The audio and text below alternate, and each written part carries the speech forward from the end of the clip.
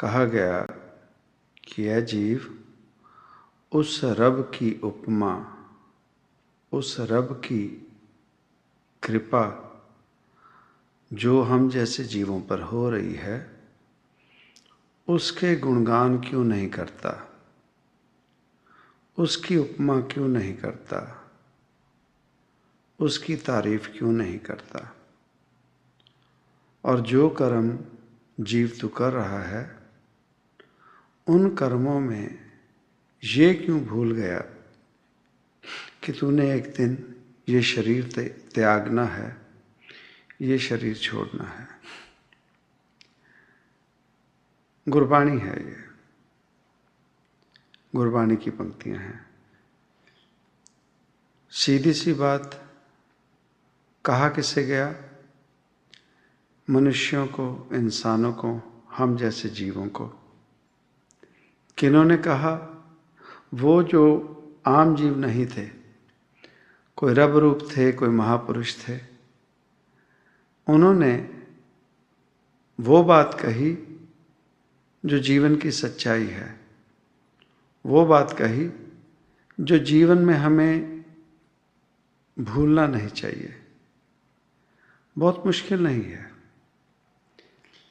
कि यह प्राणी, वो रब, वो दाता जिसने ये शरीर दिया, जिसने ये हमें माया रूपी संसार दिया, ये रिश्ते नाते दिए, ये महल माड़ियाँ, ये पैसा, ये समाज, ये अनाज, जो भी कुछ हम देख रहे हैं, जिसने हमें दिया है, हम उसे विसार चुके हैं, भूल चुके हैं। और जीवन में कर क्या रहे हैं?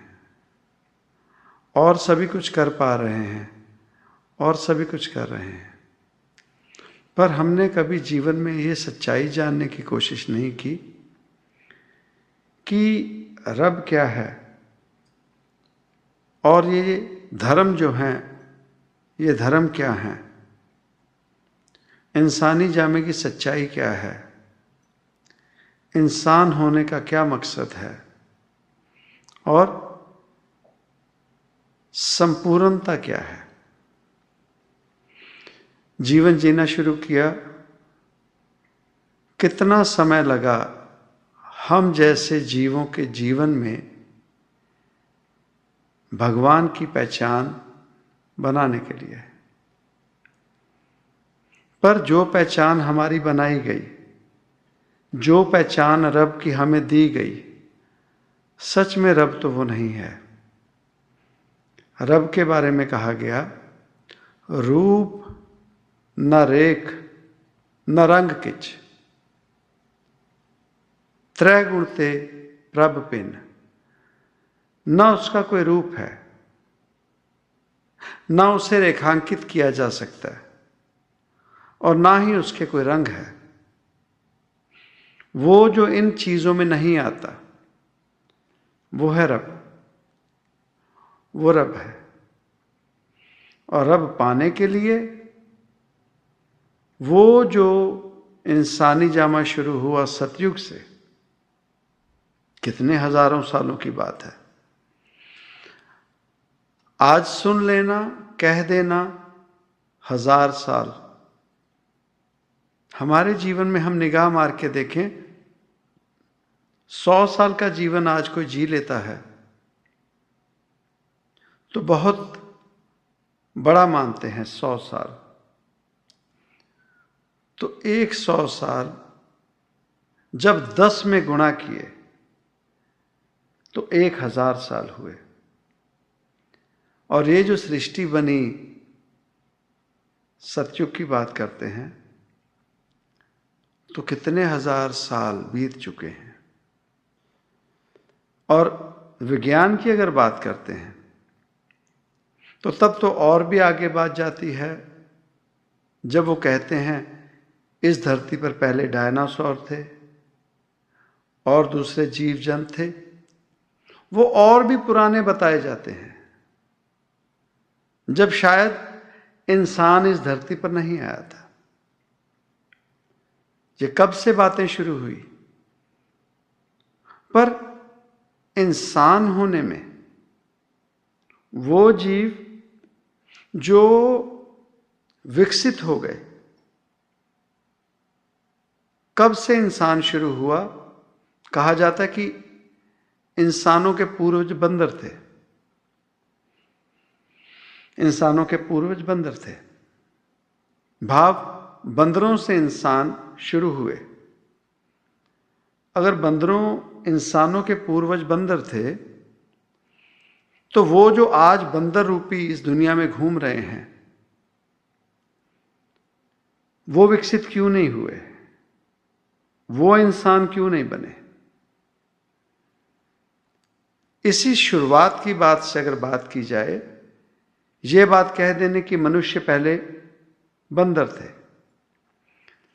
अगर मनुष्य पहले बंदर थे तो हम मनुष्य हो गए, तो वो जो आज भी बंदर हैं वो विकसित क्यों नहीं हुए? उनमें और हमारे में फर्क क्या है? उनमें और हम में फर्क क्यों है?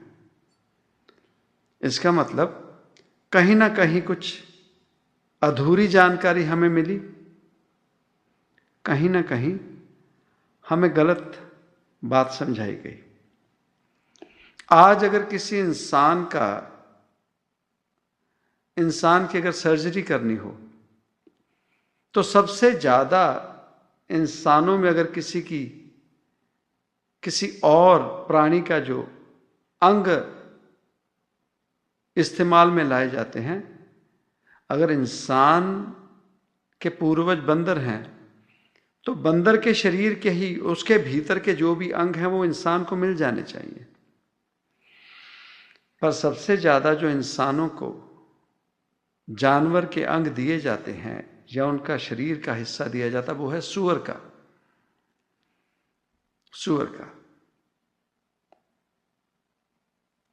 उसके हिस्से, उसके अंग से।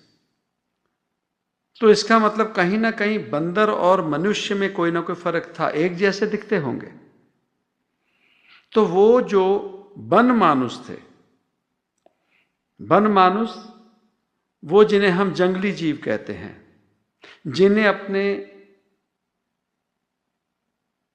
जीने का ढंग जानवरों की तरह रखा था, जिनका खाना पीना विकसित नहीं था, जिनका रहना विकसित नहीं था, उनको कपड़े पहने नहीं पहने, उन्होंने सिर्फ जीना होता था जानवरों की तरह। जैसे जानवरों ने अपना पेट भरने के लिए किसी का शिकार करना होता है, अपनी पेट की भूख मिटाने के लिए, तो वो इंसान भी वही थे। उन्होंने शिकार करना जानवरों का अपना पेट पालने के लिए। घर, ना कोई घर था ना कोई मकान था। जैसे और जानवर गुफाओं में रहते थे, वैसे ही इंसान भी, मनुष्य भी उन्हीं हालातों में रहते थे। पर समा पढ़ते पढ़ते वो जहां से हम सतयुग की बात करते हैं, उन ऋषि मुनियों की बात करते हैं, उन जीवों की बात करते हैं जिन्हें समझ आई श्रेष्ठाचार की, इंसानी जामे की, जिनको सच्चाई पता लगी और जिन्होंने इंसान होकर, विकसित होकर अपना जीवन जीना शुरू किया। हमें जो इतिहास बताया जाता है सतयुग से, वो उस समय का इतिहास बताया जाता है, जबकि ये सृष्टि, ये धरती, ये प्रकृति, ये उससे कई साल पहले ये पनप रही थी। इंसान इस धरती पर पनप रहे थे, रह रहे थे, पर हमें वहां से बताया गया जब इंसान को सोझी आई इंसान होने की।